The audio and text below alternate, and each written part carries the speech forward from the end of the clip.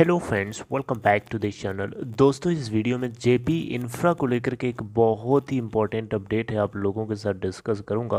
क्योंकि देखिए, इस खबर का काफ़ी लोगों को इंतज़ार था कई दिनों से। तो आप लोगों के अवेयरनेस के लिए, अलर्ट रहने के लिए ये अपडेट बहुत ज़रूरी है। ध्यान से सुनिएगा। लेकिन उससे पहले आपसे रिक्वेस्ट करना चाहूँगा कि अगर आप चैनल को पहली बार देख रहे हैं, मेक श्योर कि सब्सक्राइब करके बेल आइकन को ज़रूर सेट कर लीजिए, ताकि आपको किसी भी इंफॉर्मेशन की वीडियो की नोटिफिकेशन मिस ना हो।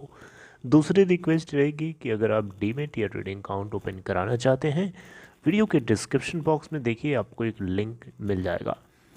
सबसे पहले हम अपनी बात को शुरू करें उससे पहले जेपी इंफ्रा के अंदर प्रीवियस ट्रेडिंग सेशन में अगर आप देखें तो 3.15 पे ओपन होने के बाद 3.05 का लो बनाया, हाई नहीं बनाया।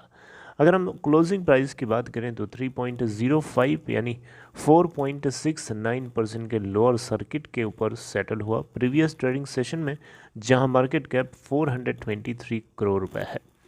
इसका 52 वीक लो है 1.4 का और हाई है 4.85 का। लास्ट ट्रेडिंग सेशन में अगर आप वॉल्यूम देखेंगे तो 36,30,080 जनरेट हुआ एनएससी के ऊपर। वहीं हम बीएससी के ऊपर देखेंगे तो यहाँ पे भी कोई छोटा मोटा वॉल्यूम नहीं जनरेट हुआ, 10,93,508।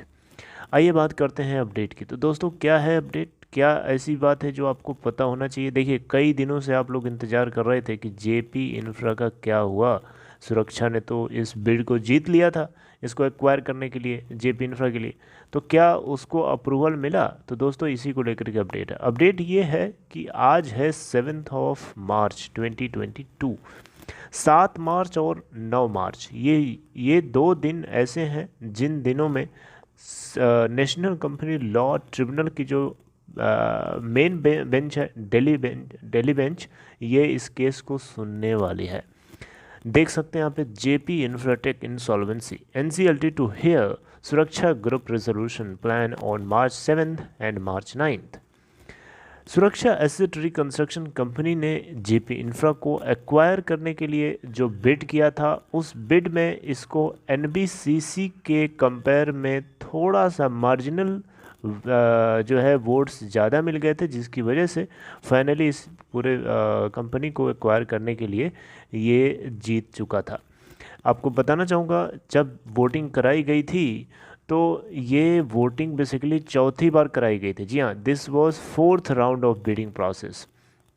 और इसमें सुरक्षा एसेट रिकंस्ट्रक्शन कंपनी को 98.66% का वोट मिला था, जबकि एनबीसीसी को 0.12 कम कर लीजिए इसमें से, यानी 98.66 में से 0.12 माइनस करेंगे तो आपको मिलेगा 98.54%। जी हाँ, 98.54% वोट मिले थे एनबीसीसी को, जबकि 98.66% वोट मिले थे सुरक्षा को। तो 0.12% के मार्जिन से सुरक्षा एसेट रिकंस्ट्रक्शन कंपनी विन कर गया था इसको।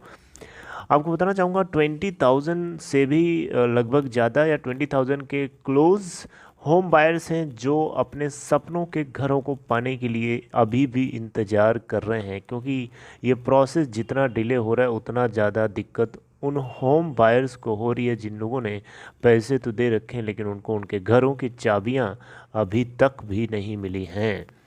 ओके, तो अब देखिए यहाँ पे, अब देखना होगा कि एनसीएलटी क्या यहाँ पे सुरक्षा एसेट रिकंस्ट्रक्शन कंपनी के दिए हुए ऑफर को अप्रूवल देता है या उसमें भी कोई कमी निकालता है।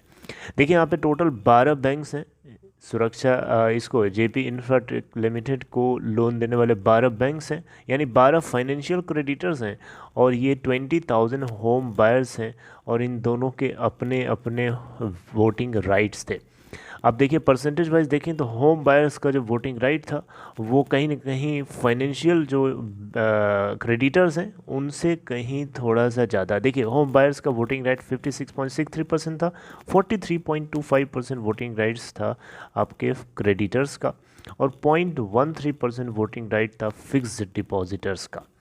राइट। ये फोर्थ राउंड बिडिंग कराई गई थी, जिसमें जा कर के इस स्टेज तक फाइनल ये होता हुआ दिखाई दिया, जिसमें अनुज जैन को इंटरम रिजोल्यूशन प्रोफेशनल के रूप में सुप्रीम कोर्ट ने अपॉइंट किया था टाइम बाउंड मैनर में इस पूरे प्रोसेस को करने के लिए। लेंडर्स का यहाँ मानना है कि टोटल जो क्लेम है 9,783 करोड़ का। आप जान लीजिए कि क्या इस यहाँ पे फाइनल जो रिसोल्यूशन प्लान है, सुरक्षा ने इसमें ऑफर किया था बैंकों को अराउंड 500 एकर्स ऑफ लैंड और 1300 करोड़ रुपीस का यहाँ पे नॉन कन्वर्टेबल डिबेंचर्स इशू करने को लेकर के, राइट। इसके अलावा अगले 4 सालों में जो पेंडिंग फ्लैट्स हैं उनको कंप्लीट करके देने की भी बात सुरक्षा एसेट रिकंस्ट्रक्शन कंपनी ने करी थी। तो जब एनसीएलटी जब जांच करेगा इन चीज़ों को, तो इन सारी पॉइंट्स को ध्यान में रखते हुए ही जांच करी जाएगी और तब जाकर के अप्रूवल मिलना होगा तो मिलेगा। देखिए यहाँ पे बीच में स्टेक होल्डर्स की भी बात को रखना ज़रूरी है, क्योंकि सुरक्षा एसेट रिकंस्ट्रक्शन कंपनी, ऐसा सुनने में आया था कि ये स्टेक होल्डर्स की जो पब्लिक स्टेक होल्डर्स हैं उनकी वैल्यू को ज़ीरो कर सकता है, ऐसा सुनने में आया था। अब देखना होगा कि एनसीएलटी इसको किस नज़रिए से देखता है।